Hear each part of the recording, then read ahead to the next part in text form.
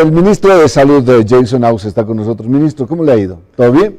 Todo bien, Iván. Para mí es un gusto nuevamente estar acá en Sucre. Hemos tenido sendas reuniones, las cuales nos han permitido avanzar en un compromiso que había realizado el presidente Luis Arce Catacora en cuanto a la unidad de radioterapia. Bueno, a eso, el 25 de mayo dijo el presidente, no solamente es acelerador lineal, sino es radioterapia. ¿Cuál es la diferencia de tener un acelerador y radioterapia? Bueno, si hablamos de un acelerador lineal, estamos hablando de un equipo que requiere un búnker, claro que sí, Ajá, pero puede instalarse en una infraestructura, digámoslo, preparada solamente para eso. ¿ya? Sin embargo, si hablamos de una unidad de radioterapia que ha sido la que se ha gestionado, se ha explicado la necesidad de esto ante el presidente, estamos hablando de una especie de otro hospital. Ya. Estamos hablando de, no sé si creo que tenemos unas diapositivas de apoyo en la que podemos ver la infraestructura hospitalaria del hospital de tercer nivel. Ahí está, en pantallas. Usted ve como de plomito la infraestructura hospitalaria del tercer nivel y ahí los 4.125 metros cuadrados en los que vamos a instalar nuestra unidad de radioterapia. Ya, un ratito. ¿Cuánto dice usted de extensión? 4.125 metros cuadrados. Ya. Lo que estamos viendo en la parte de arriba es el hospital de tercer nivel. Exacto. Ya. O sea, va a ser junto, aledaño, bueno, casado, ahí. Entonces, este equipo, esta unidad de radioterapia. Bien, ¿eso cómo está en este momento? ¿Está en terreno, sí? ¿O ya hay un avance? No. O sea, precisamente, si bien nuestro hospital de tercer nivel, que está financiado en el 100% por el Estado Nacional, su construcción, su equipamiento, y también ya estamos preveyendo los recursos humanos para que esto empiece a funcionar el 2023, nosotros, esta unidad de radioterapia debía ser construida por la gobernación. Ya. Tenía que ser construida por la gobernación. Tercer nivel, ¿sí? Bueno, toda la infraestructura, todo el hospital tenía que ser construido por la gobernación, pero en el decreto, cuando habíamos establecido que el gobierno nacional construye este hospital, decíamos, la unidad de radioterapia tiene que construirla la gobernación, como contraparte. Y ahí incluso estábamos dispuestos a apoyar con el 20%. Sí, pero parece más chiquitito, pero es más caro. No, ¿sí? No, el hospital cuesta 500 millones de bolivianos. ¿Y toda la infraestructura de radioterapia? 97 millones de bolivianos. Ajá. No es un monto bajo, entendemos que es un monto... comparando es más bajo. Comparando es mucho más bajo. Estamos hablando de un hospital de tercer nivel que va a ser referencia para el sur del país. Bueno, ¿incluye este búnker para el acelerador lineal? Incluye toda la infraestructura necesaria para que funcione el acelerador lineal. Tiene una unidad de braquiterapia de... ¿Qué es braquiterapia y para qué sirve? Es el tratamiento de radiación que se da a los pacientes con cáncer, y este es de última generación, que va a permitir irradiar zonas específicas de los pacientes con cáncer sin dañar las zonas que son sanas. Además, o sea, la diferencia de el cobalto, por ejemplo, la pastilla de cobalto, es muy diferente a lo que se conoce ahora como acelerador lineal, ¿sí? Es muy diferente la tecnología, pero aunque cumplen aproximadamente el mismo tratamiento de darle terapéutica a pacientes con cáncer. Esta unidad de radioterapia cuenta con un acelerador lineal, cuenta con una unidad completa de braquiterapia de alta tasa de irradiación. Además, cuenta con un tomógrafo simulador. Ya. Estamos hablando de una unidad completa que va a responder a las necesidades que tiene Chuquisaca, una braquiterapia de alta tasa, que va a permitir con estos 97 millones poder darle esta posibilidad, esta necesidad a Chuquisaca. Ya no solamente un equipo de acelerador lineal, estamos hablando de una unidad completa de radioterapia. Y debemos aclarar esto. Hay muchas personas que en este momento quieren atribuirse, decir que esto es gestión que se ha realizado. Yo he hecho así. Sí, hay varias personas que dicen yo he hecho, yo he gestionado. O sea, Esta es una explicación que se le ha dado al presidente y el presidente Luis Arce Catacora ha tomado la determinación de cubrir el costo que significa esta unidad de radioterapia. Esta mañana escuchábamos a algunos funcionarios de la gobernación decir gracias a gestiones, vamos a coordinar. Por favor, esto tenía que construirse con la gobernación. Y ante la imposibilidad de hacerlo... Me estaba olvidando ese detalle porque el 25 de mayo, días antes, había las propuestas, que no sé qué, que más aquí, que más allá, y bueno, se deben estar acordando a ese tipo de referencias, supongo. Bueno, inevitablemente tienen que existir coordinaciones. Sin embargo, nosotros tenemos que ser claros. Esta unidad de radioterapia, así como el hospital, va a ser cubierta en su totalidad por el gobierno nacional. Y hemos avanzado bastante, porque le digo, desde mayo hasta la fecha, ¿cuántos meses son? Mayo, junio, julio, agosto. Un proyecto de preinversión, 2 meses, digamos. Entre 7 a 10 meses puede tardar. Ajá. Nosotros... ¿Qué se ha avanzado concretamente, ministro? Ya tenemos el proyecto de preinversión, primero totalmente concluido. Con este proyecto de preinversión, que sabemos cuánto va a costar y todo esto, ya podemos lanzar a licitación el proyecto. Claro. Para lanzar a licitación el proyecto necesitamos lo más importante, dinero. Claro. Entonces, para esto, como Ministerio de Salud, de manera personal, como ministro, hemos gestionado la elaboración de un decreto supremo que garantiza la asignación de esos recursos. 90 millones de bolivianos. 97 millones de bolivianos. Yo lo estaba redondeando, lo tengo que redondear para arriba. Pero, ¿quién va a poner la platita? El gobierno nacional, el gobierno central. Ya. El gobierno central, y hemos gestionado, una vez establecido esto en un decreto, en una ley, como hay mucha infraestructura que debe construirse por ley, también hemos realizado las gestiones ante el Ministerio de Economía, porque en el decreto establecía según la disponibilidad de recursos. Ya. Entonces hemos gestionado... Claro, si les decían en economía, nosotros no tenemos plata, entonces chao. Claro que sí, y también en las diapositivas podemos ver la respuesta que hemos gestionado con el ministro de Economía. ¿Usted ya tiene la carta en mano? Ahí está. Ahí está la carta del ministro de Economía, en la que establece, le hemos recibido el día de ayer, el 4 de agosto, en el que establece que dando cumplimiento al decreto supremo se garantizan para Chuquisaca 97.428.084 bolivianos. ¿Qué contempla estos 97 millones? ¿Lo puede repetir? ¿Qué contempla? Sí. Contempla, primero... la infraestructura, el ladrillo, el cemento, ¿sí? No. Contempla todo el proyecto como tal. Primero... Porque hay una infraestructura, le digo. Claro sí, que sí. Bueno, eso, los si hablamos, todo, la infraestructura, el edificio mismo. Sí, contempla primero todo lo que significa el proyecto.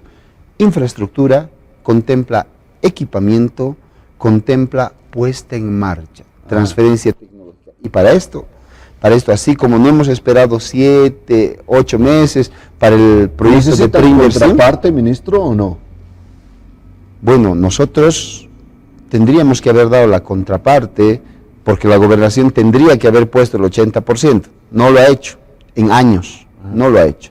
Hemos decidido, como gobierno nacional, garantizar esta obra. El presidente ha tomado la decisión de garantizar. ¿La contraparte es más grande, 80%?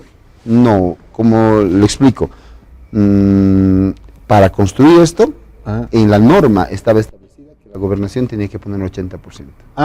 Ya. No era contraparte. Y nosotros poner el 20%. Esta obra tenía que ser construida por la gobernación. Sí, porque es un hospital de tercer nivel, ¿por eso se refiere? Claro, pero hay que aclarar acá, para que nos dejemos entender por la población, que hay una decisión del gobierno central. Aunque esta sea una obligación de la gobernación, el hospital de tercer nivel, distinto a la unidad de radioterapia, como gobierno nacional estamos financiando el 100% de los... Hablemos de la unidad de radioterapia. La unidad de radioterapia hubiese tenido que ser la contraparte de la gobernación hospitalaria. Pero como la gobernación no ha avanzado en esto, entonces el gobierno nacional ha tomado la decisión de garantizar este regalo para el pueblo chuquisaqueño, para el pueblo sucrense. Y vamos a garantizar la construcción de este hospital. Y acá, ¿cuánto de contraparte va a poner la gobernación? Nada. ¿Cuánto costó el terreno? Porque el terreno, me está hablando del terreno, de la infraestructura. ¿De quién era el terreno? El terreno es del Ministerio de Salud y Deportes. Ah, bueno, entonces ya tenían un pedazo, una buena parte ahí, ¿no? Nosotros, bueno, generalmente cuando se construye un hospital en un departamento es la gobernación la que garantiza los predios para que se instale. Pero nosotros tenemos un terreno en el que esta tarde precisamente estábamos firmando los trámites para garantizar el derecho propietario. De la firma y del derecho propietario. En unos instantes estamos hablando con el ministro de Salud, el chuquisaqueño Jason Ausa, que hablaremos de radioterapia, pero también hablaremos estamos conversando con el ministro de Salud Pública, el ministro Jason Ausa. Ministro, usted me hablaba de tiempos para la construcción de este centro de radioterapia. El año 2023 no está muy acelerado, ministro. Si nosotros nos ponemos a calcular, como le digo, desde que el presidente ha anunciado esto, deberíamos haber esperado para la preinversión entre 7 y 10 meses.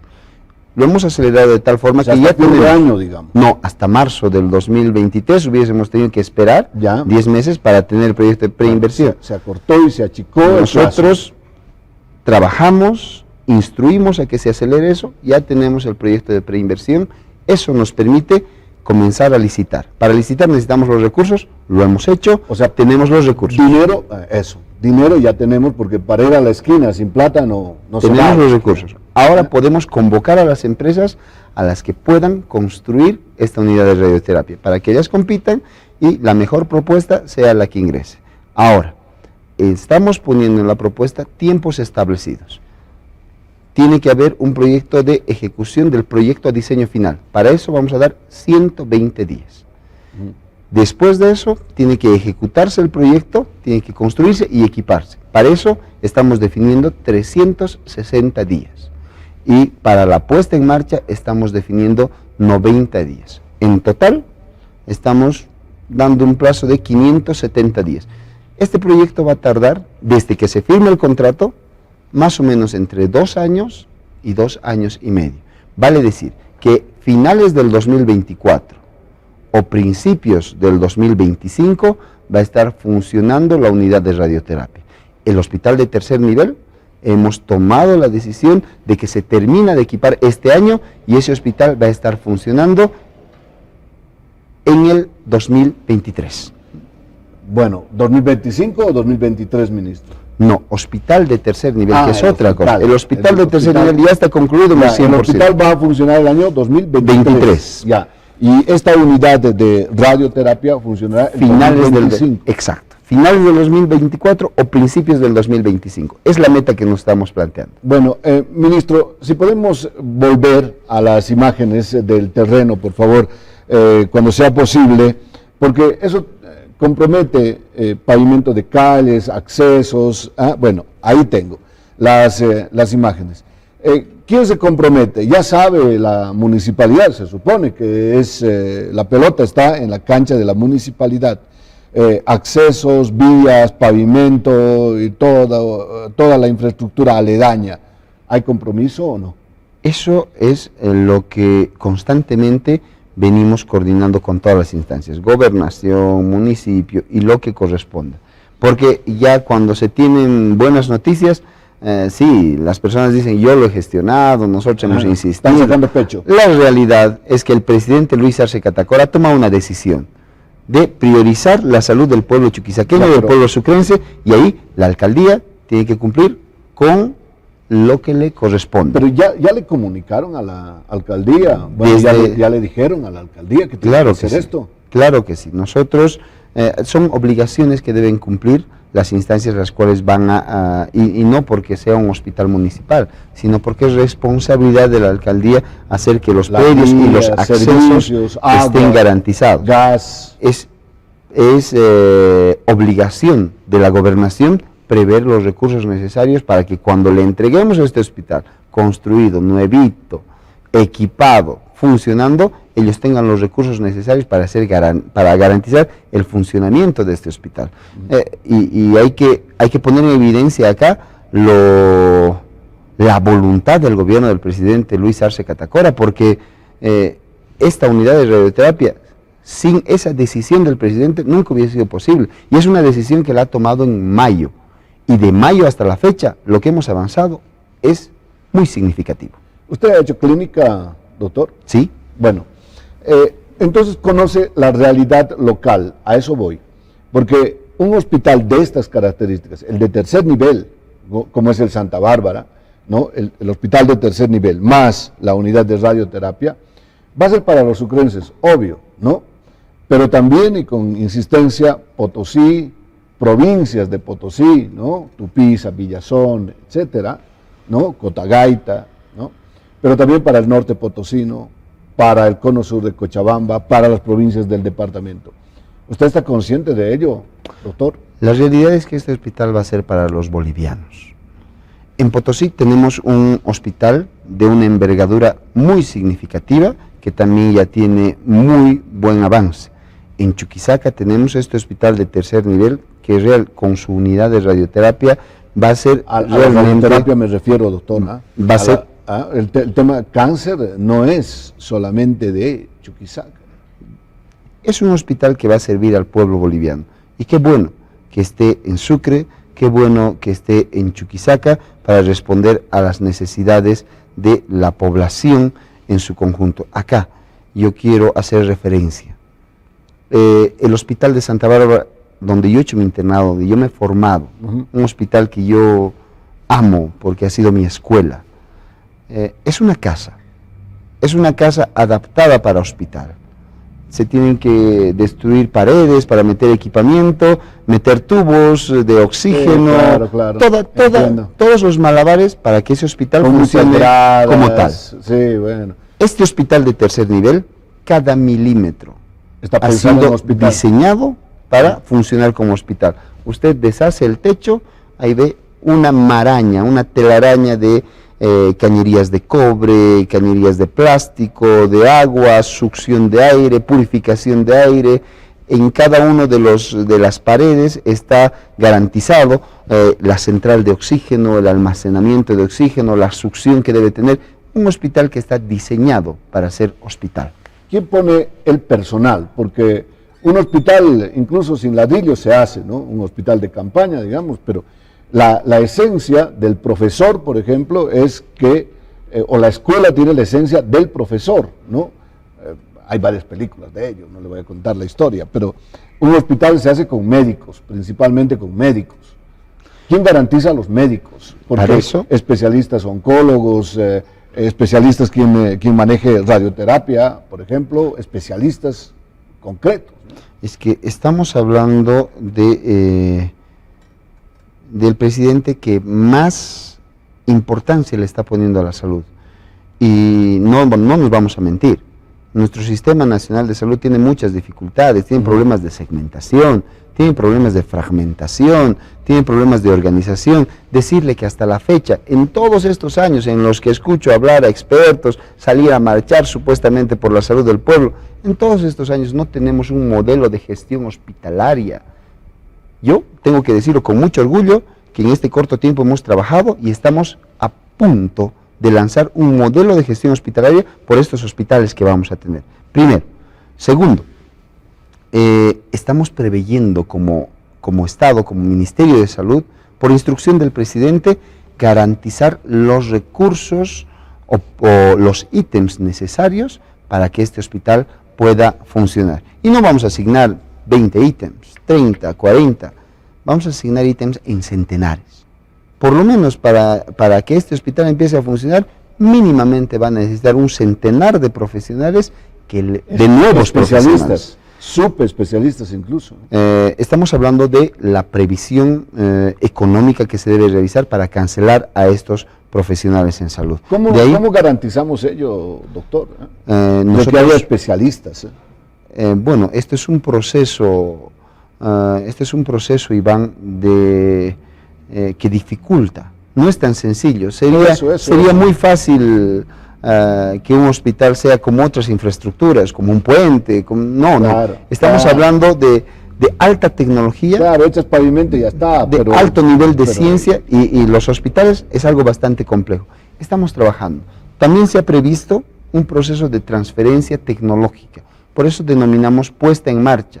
Una vez que empiece a funcionar el hospital de tercer nivel de Chuquisaca, este proceso de puesta en marcha dura aproximadamente un año, ¿Ya? que tiene contemplado, tiene previsto el proceso de transferencia tecnológica. ¿Por qué?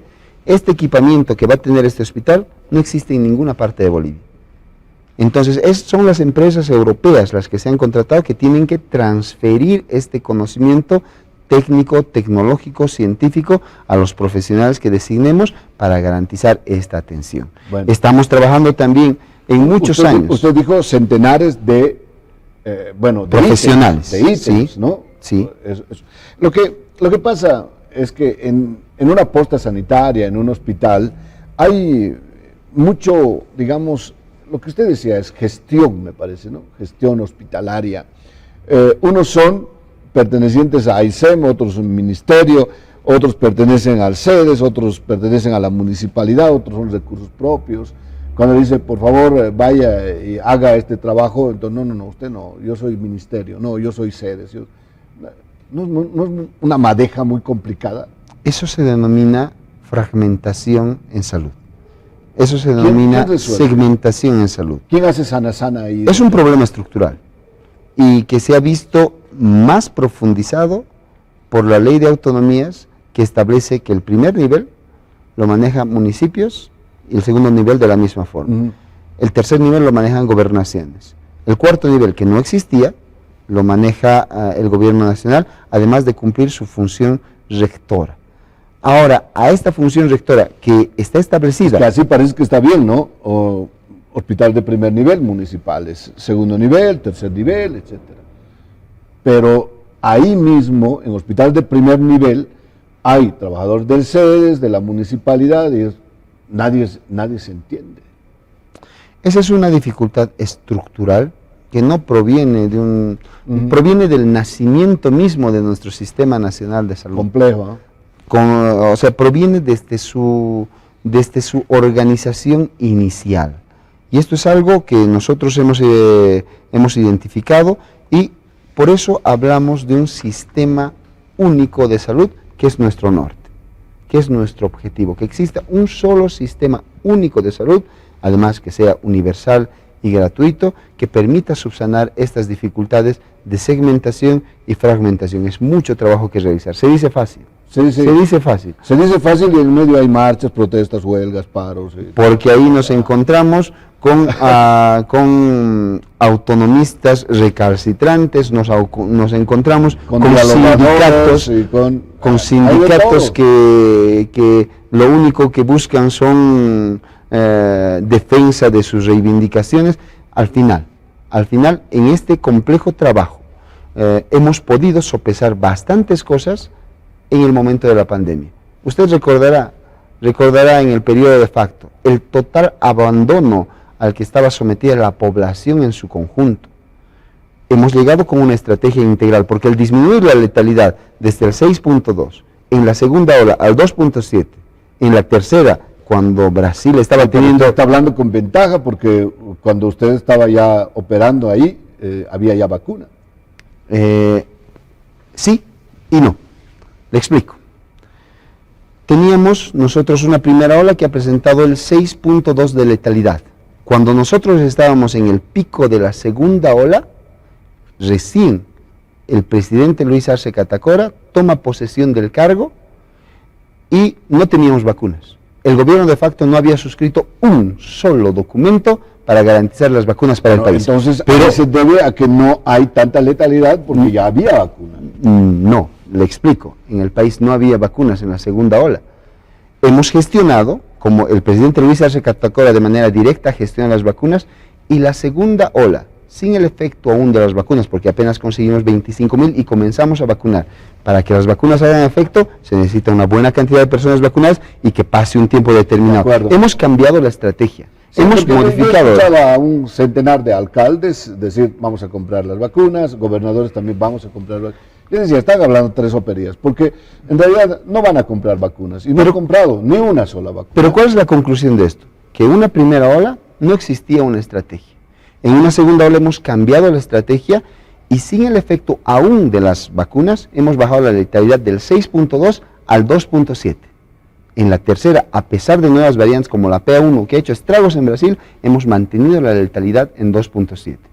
En la cuarta ola, en la tercera y la cuarta, ya con el efecto de las vacunas, ahora sí, ya con el efecto de las vacunas, la letalidad ha bajado a 0,7, ni siquiera 1. 0,7. Ahora los sí. efectos de la vacuna. Sí. Ahora, y en la quinta ola, en la que estamos en escalada, nuestro objetivo era no superar el 0,7 de la cuarta. Estamos en 0,1. Estamos disminuyendo aún más la letalidad. Entonces, cuando hablamos de ventaja o desventaja, es ineludible el hecho de la estrategia de diagnóstico masivo oportuno, que antes no había. El diagnóstico en antígenos nasales, que ahora es gratuito. ¿A usted cuánto le costaba saber si tenía COVID o no tenía COVID en el periodo de facto? Entre 350 bolivianos por una prueba de 40% de efectividad, hasta 700, 800, 2.000 bolivianos en su momento ha llegado a costar una prueba de PCR. 700. En su momento, en la variabilidad del 700, país. quiero decir. 700 de testimonio. 700 sí, bolivianos. 700, una PCR. Perdón. Imagínese Una eso. PCR, sí. Hoy, esa prueba PCR que usted le ha pagado a 700 bolivianos por decisión del presidente Luis Arce Catacora es gratis. Sí, bueno, hace un par de semanas, una PCR, sí. Bueno, ministro, ¿por qué han perdido la pista del caso cero en la viruela del mono? No sé de dónde saca la información, pero, No, pero perder... es que estaba en Bolivia, se fue a Canadá y nadie pudo retener ese caso. Claro que sí, porque hay que identificar una situación. Nosotros ya lanzamos la alerta epidemiológica en mayo, fuimos catalogados de exagerados en algún momento, pero lanzamos alerta epidemiológica acá en Sucre. Y establecimos que es un caso sospechoso, que es un caso probable, que es un caso positivo, que se tiene que hacer ante un que caso. se descartó. En ese momento Ajá. no teníamos posibilidad diagnóstica. Mandamos la prueba a Argentina. Sí. Tardaron en respondernos 3 semanas, 4 semanas. Entonces, inmediatamente dijimos, este es un problema, nos va a pasar lo mismo que el COVID. Gestionamos para capacitar a nuestro personal, a los laboratorios que dependen directamente del Ministerio de Salud, el CENETROP y el INLASA. ¿Ya? Los capacitamos y conseguimos los insumos necesarios para que puedan diagnosticar. En primer momento, porque cuando evaluamos aquí, es que el COVID iba a saturar estos 2 centros que usted acaba de mencionar. En el COVID no había capacidad departamental para diagnosticar. Claro que sí, no había capacidad departamental, no había la posibilidad de diagnóstico, hay que ser sinceros. A pesar de que existían los termocicladores gestionados en el gobierno antes del golpe. Eso hay que aclararlo. Bueno, es otra historia, pero hay que mencionarlo. Segundo, nosotros comparar una enfermedad con la otra es epidemiológicamente no es correcto porque son distintas las formas de contagio, de transmisión, pero estábamos en el capítulo, ministro, ¿por qué se les fue el caso número 0? Allá, vamos a entender esta situación. Detectamos gracias a la capacidad diagnóstica que hoy tenemos, porque podemos decirlo con total solvencia, creemos que estamos preparados para enfrentar de manera efectiva la enfermedad de la viruela del mono. Tenemos la capacidad diagnóstica, tenemos ya un protocolo que debe seguirse ante la presencia de casos sospechosos. Los casos van a ir apareciendo y nuestro objetivo es que aparezcan. Claro. Por eso hemos declarado la alerta epidemiológica, porque nuestro objetivo es detectar a los positivos para evitar la propagación de esta enfermedad. Pero van a aparecer más sospechosos y van a aparecer más positivos. ¿Por qué llegó y por qué se viajó el caso? En este momento hemos diagnosticado el caso 1, sí, de un paciente de 38 años que tenía el antecedente de haber tenido contacto con una persona que había estado en Canadá con más o menos la misma sintomatología. Ajá. Entonces, en ese sentido, nosotros no podíamos saber del caso 0, él podía viajar, podía venir, podía estar, si es que no teníamos primero los antecedentes del caso 1. O sea, esto no ocurre cronológicamente y parece muy fácil parece muy fácil decir. O sea, tiene que presentarse el caso 1 para en busca del caso 0. Exactamente. Ajá. Exactamente. Ajá. Y así, y en ese momento el caso 1 puede pasar a ser 0, el caso 0 puede pasar a ser 1, porque debemos saber dónde se ha originado esta enfermedad. Y no es que hayamos perdido el rastro, está en proceso de investigación, pero usted no puede agarrar al paciente y decir, tú me dices la verdad, y ahí, claro. ahí la pericia de los médicos en realizar la anamnesis, ahí la preparación, con quién estaba, etcétera. Y al saber las características de esta enfermedad, que para ser contagiada requiere un relacionamiento muy estrecho, ahí está también el pudor de las personas, la posibilidad de que nos digan toda la verdad, que nos garantiza que nos estén diciendo toda la verdad. Ahí la necesidad de equipos especializados que realicen el rastrillaje, el diagnóstico. Se dice fácil bloqueo epidemiológico, pero hemos tenido que trasladarnos como Ministerio de Salud para garantizar esa situación. Hoy tenemos 4 casos confirmados. Yo me sigo solidarizando con el caso 0 de la ciudad de Sucre, con el caso de COVID, porque le han maldecido, le han intentado quemar la casa. Pobre familia, realmente. Bueno, doctor. Y acá yo quiero hacer énfasis en esto. ¿Eso por qué ha ocurrido? Nosotros teníamos en ese momento un ministro de Salud, Aníbal Cruz, lo decimos con nombre y apellido, que en conferencia de prensa dijo, estamos preparados para la pandemia. Días después... No. Si aquí la alcaldesa dijo que estábamos preparados para la pandemia, todo el mundo repetía que estábamos preparados, y no estábamos. Doctor. Y es que no conocíamos, como personal de salud, digo que no conocíamos. Por eso nosotros hemos tomado la previsión, ante la viruela del mono, ya lanzamos la alerta epidemiológica. ¿Con qué objetivo? Con que el personal de salud se familiarice de cómo tiene, acaso ha habido una viruela del mono que es todavía más impresionante que el COVID por la morfología y granitos, por la forma, y puede provocar, pero el personal de salud ya conocía por lo menos el protocolo de alerta epidemiológica que nos permite intentar no estigmatizar a estos. Eso es lo principal, no estigmatizar. ¿Cuántos casos actualmente hay en Bolivia confirmados, comprobados? En este momento son 4 casos confirmados. De la mañana hasta ahora no ha avanzado ese tema. De la mañana hasta ahora no ha avanzado. Acabo de recibir los reportes del INLASA, teníamos ahí 3 casos que me reportaron esta mañana. En La Paz estaban analizando 4. En La Paz estábamos analizando 3, en la tarde aparecieron 2 nuevamente, descartamos los 5, en su mayoría son casos de varicela, que es una enfermedad que no estamos buscando en este momento. En el CENETROP también se presentaron otros 5, si mal no recuerdo, 5 casos sospechosos, los cuales se han descartado hasta el momento, pero nuestro objetivo es buscar casos. Claro. Es buscar para identificarlos. O sea, acá... se ha comprobado que hay 4 casos. En este momento. En este momento. Y todos están focalizados en Santa Cruz. En este momento. ¿Cuál fue el modo de transmisión? Bueno, voy al tema delicado. ¿Está siendo el modo de transmisión la transmisión sexual? No es una enfermedad de transmisión sexual, primero. Pero es una enfermedad que en las relaciones sexuales se puede transmitir. ¿Por qué? ¿Cuál es el requisito para transmitirlo? ¿Eso está incidiendo, doctor? Claro que sí. Claro que sí, Iván. Tenemos que decirlo con total seriedad.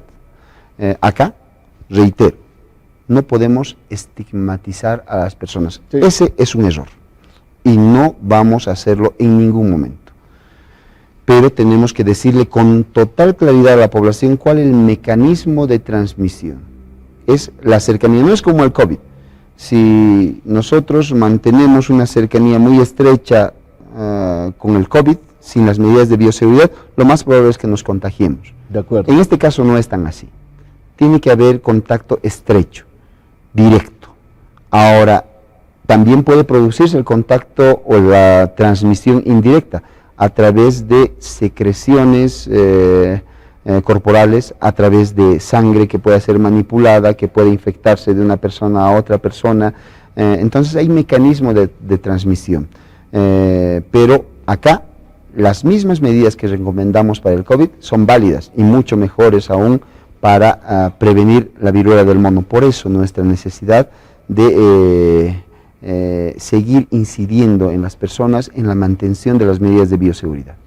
¿El gobierno boliviano va a comprar la vacuna, doctor? En contra de la viruela del mono, me refiero.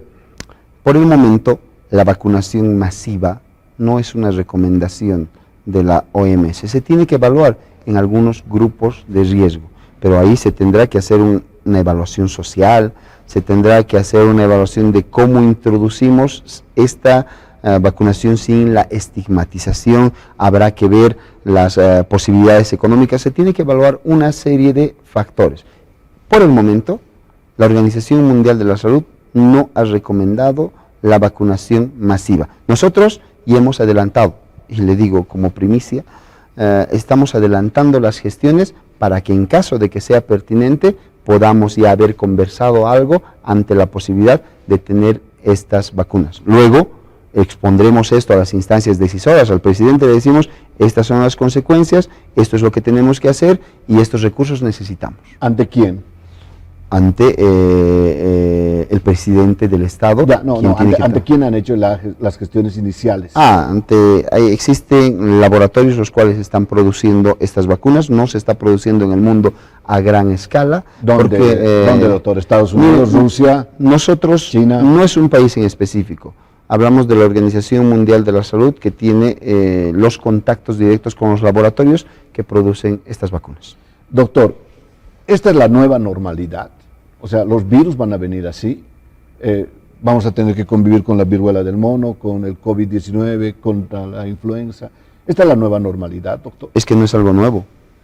Esto siempre ocurrió así. Yo me recuerdo, cuando he tomado posesión del cargo, establecí que estamos atravesando la crisis sanitaria más importante, la más grande de la historia contemporánea de la salud. Sin embargo, no todo es COVID. Hay otras patologías. Claro, en el periodo de facto, en mi calidad de presidente de la Confederación Médica de Bolivia, yo salí a denunciar de que se estaba descuidando el dengue, que habían muerto más personas por dengue que por COVID. Sí, de acuerdo. En ese momento, tenemos que no habían hecho el seguimiento, la vacuna del sarampión que no había sido aplicada de manera y un montón masiva. De cosas que hasta ahora hay otras patologías. Claro, en el periodo de facto, en mi calidad de presidente de la Confederación Médica de Bolivia, yo salí a denunciar de que se estaba descuidando el dengue, que habían muerto más personas por dengue que por COVID. Sí, de acuerdo. En ese momento, tenemos que no habían hecho el seguimiento, la vacuna del sarampión que no había sido aplicada de manera y un montón masiva. De cosas que hasta ahora hay otras patologías. Claro, en el periodo de facto, en mi calidad de presidente de la Confederación Médica de Bolivia, yo salí a denunciar de que se estaba descuidando el dengue, que habían muerto más personas por dengue que por COVID. Sí,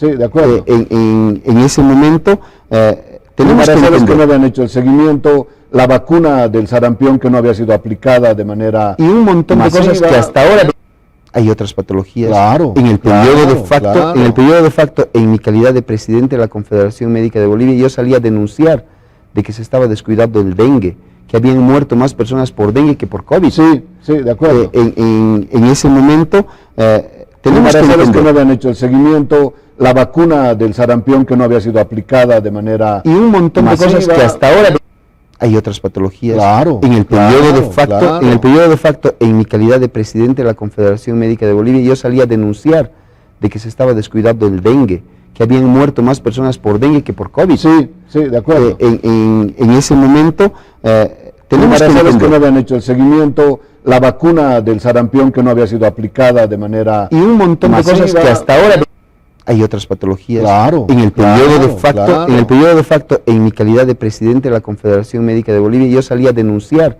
de que se estaba descuidando el dengue, que habían muerto más personas por dengue que por COVID. Sí, de acuerdo. En ese momento, tenemos que no habían hecho el seguimiento, la vacuna del sarampión que no había sido aplicada de manera y un montón masiva. De cosas que hasta ahora hay otras patologías. Claro, en el periodo de facto, en mi calidad de presidente de la Confederación Médica de Bolivia, yo salí a denunciar de que se estaba descuidando el dengue, que habían muerto más personas por dengue que por COVID. Sí, de acuerdo. En ese momento, tenemos que no habían hecho el seguimiento, la vacuna del sarampión que no había sido aplicada de manera y un montón masiva. De cosas que hasta ahora hay otras patologías. Claro, en el periodo de facto, en mi calidad de presidente de la Confederación Médica de Bolivia, yo salí a denunciar de que se estaba descuidando el dengue, que habían muerto más personas por dengue que por COVID. Sí, sí, de acuerdo. En ese momento tenemos que embarazadas que entender. no habían hecho el seguimiento, la vacuna del sarampión que no había sido aplicada de manera Y un montón de masiva. cosas que hasta ahora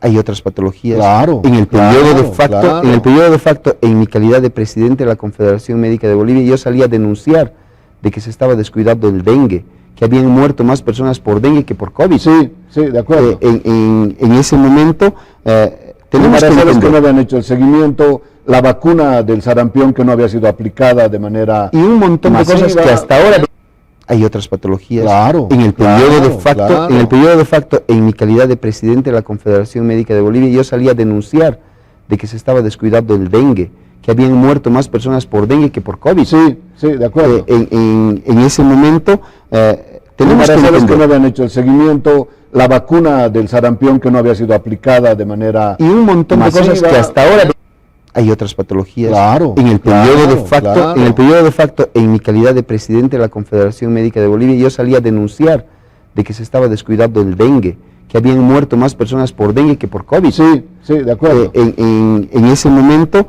tenemos que embarazadas que entender. no habían hecho el seguimiento, la vacuna del sarampión que no había sido aplicada de manera Y un montón de masiva. cosas que hasta ahora hay otras patologías. Claro, En el periodo claro, de facto, claro. en el periodo de facto, en mi calidad de presidente de la Confederación Médica de Bolivia, yo salí a denunciar de que se estaba descuidando el dengue, que habían muerto más personas por dengue que por COVID. Sí, sí, de acuerdo. En ese momento tenemos que embarazadas que entender. no habían hecho el seguimiento, la vacuna del sarampión que no había sido aplicada de manera Y un montón masiva. de cosas que hasta ahora hay otras patologías. Claro, En el periodo claro, de facto, claro. en el periodo de facto, en mi calidad de presidente de la Confederación Médica de Bolivia, yo salí a denunciar de que se estaba descuidando el dengue, que habían muerto más personas por dengue que por COVID. Sí, sí, de acuerdo. En ese momento tenemos que embarazadas que entender. no habían hecho el seguimiento, la vacuna del sarampión que no había sido aplicada de manera Y un montón de masiva. cosas que hasta ahora hay otras patologías. Claro, En el periodo de claro, facto, claro. en el periodo de facto, en mi calidad de presidente de la Confederación Médica de Bolivia, yo salí a denunciar